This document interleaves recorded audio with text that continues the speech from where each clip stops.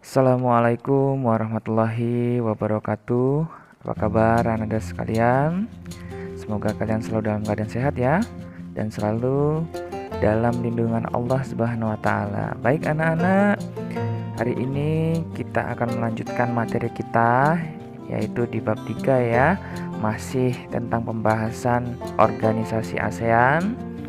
Nah, hari ini materi kita hari ini adalah materi yang keempat, yaitu dimana materi terakhir ya di materi organisasi ASEAN. Nah, materi kita hari ini yaitu tentang sekretariat ASEAN. Nah, baik anak-anak ya, sejalan dengan meningkatnya kegiatan-kegiatan ASEAN ya, negara-negara ASEAN perlu memiliki sekretariat tetap ya. Hasil konferensi tingkat tinggi atau KTT ASEAN di Bali pada tanggal 7 Juni 1976 menyetujui ya adanya sekretariat ASEAN. Nah, setelah itu sekretariat ASEAN tetap ya diputuskan berkedudukan di Jakarta, tepatnya di Jalan Sisinga Mangaraja, Jakarta Selatan. Nah, jadi apa sih itu sekretariat ASEAN? Mengapa harus dibangun? Ya, sekretariat ASEAN adalah organ ASEAN atau wadah dari ASEAN yang berfungsi untuk meningkatkan koordinasi antar badan ASEAN dan implementasi kegiatan proyek dalam kerangka kerjasama ASEAN. Nah, jadi begitu ya anak-anak ya. Adapun ya fungsi ya dari sekretariat ASEAN yang khusus ya, yaitu antara lain yang pertama adalah sebagai penghubung antar badan dan komite di ASEAN. Yang kedua, menghubungkan ya ASEAN dengan pihak-pihak eksternal termasuk organisasi internasional. Yang ketiga, pendukung pelaksana seluruh proyek-proyek kegiatan ya ASEAN secara lebih efektif. Jadi ya, sekretariat ASEAN ini berfungsi untuk ya mendukung seluruh kegiatan atau proyek ya dalam kerjasama ASEAN agar lebih efektif ya tentunya ya. Nah, lanjut, sekretariat ASEAN dipimpin oleh sekretaris jenderal yang diangkat secara bergilir dari negara anggota. Awalnya masa jabatan sekretaris jenderal ASEAN adalah 2 tahun ya.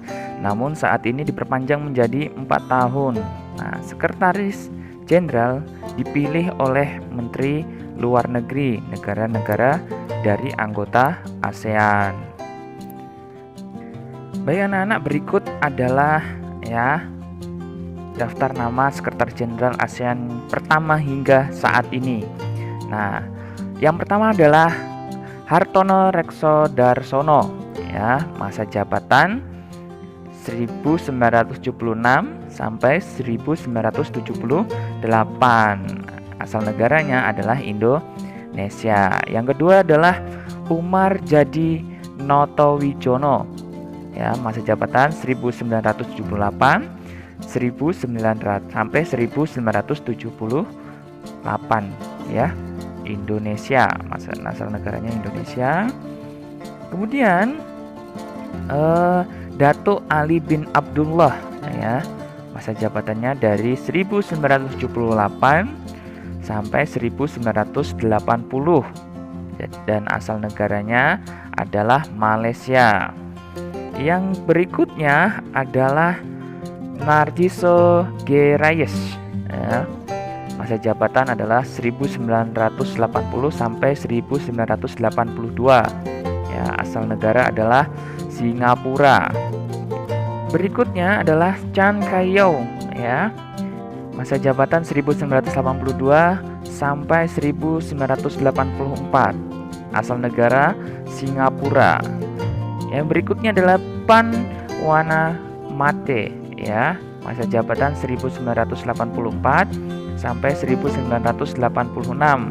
Asal negara adalah Thailand. Kemudian yang berikutnya, ya, Roderick Yong, ya, masa jabatan 1986 sampai 1989. Asal negaranya adalah Brunei Darussalam. Yang berikutnya, ya, Rusli Nur, ya, masa jabatan 1989 sampai 1993.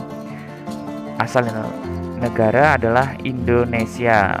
Kemudian yang berikutnya adalah Dato Ajit Singh, ya, masa jabatan 1993 sampai 1997 dan asal negaranya adalah Malaysia.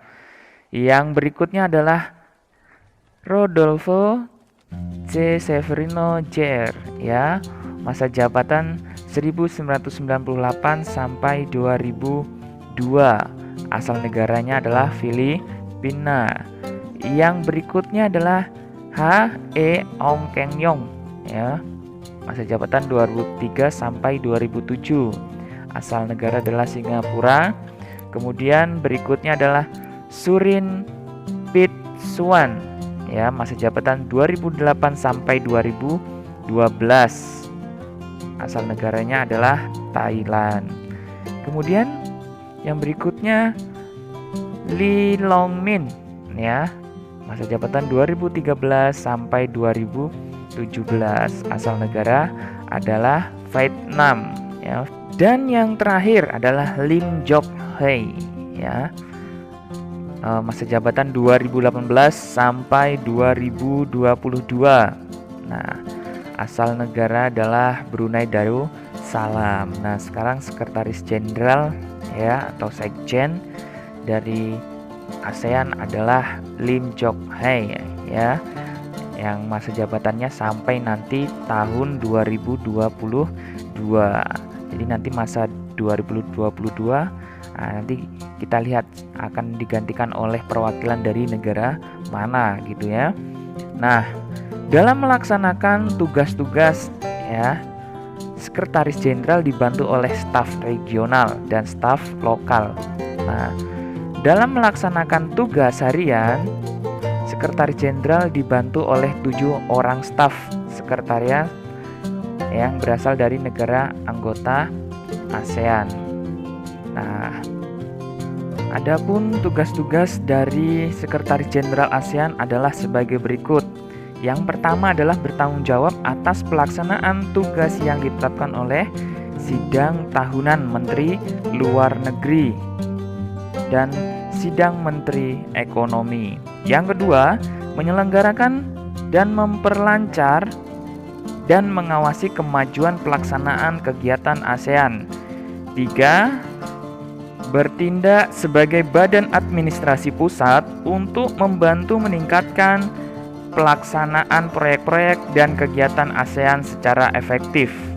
Yang keempat, sebagai jalur komunikasi resmi antara ASEAN dan organisasi regional atau internasional, pemerintah dan lembaga yang menjalin hubungan dengan ASEAN. Nah, jadi begitu ya anak-anak ya. Jadi Pak Guru ulangi lagi untuk kesimpulan hari ini, ya.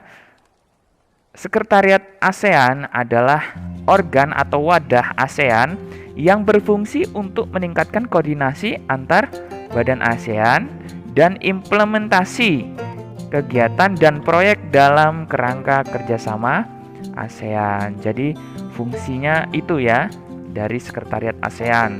Jadi Sekretariat ASEAN ini adalah dipimpin oleh Sekretaris Jenderal ASEAN. Nah, dan masa jabatan untuk 2018 sampai 2022 nanti dijabat oleh Lim Jock Hei. Ya, jadi masa jabatan Sekretaris Jenderal ini adalah 4 tahun. Nah, begitu ya anak-anak ya, pembelajaran hari ini Pak Guru rasa cukup ya. Semoga yang Pak Guru sampaikan ini bermanfaat untuk kalian dan kalian selalu belajar ya di rumah ya. Jangan sampai kalian melalaikan belajar di rumah. Nah, walaupun belajar kita masih melalui media daring ya. Oke, baik anak-anak, Pak Guru akhiri mungkin materi kita hari ini cukup sampai di sini. Nanti kita lanjut lagi di materi berikutnya. Pak Guru akhiri, wassalamualaikum warahmatullahi wabarakatuh. Dadah.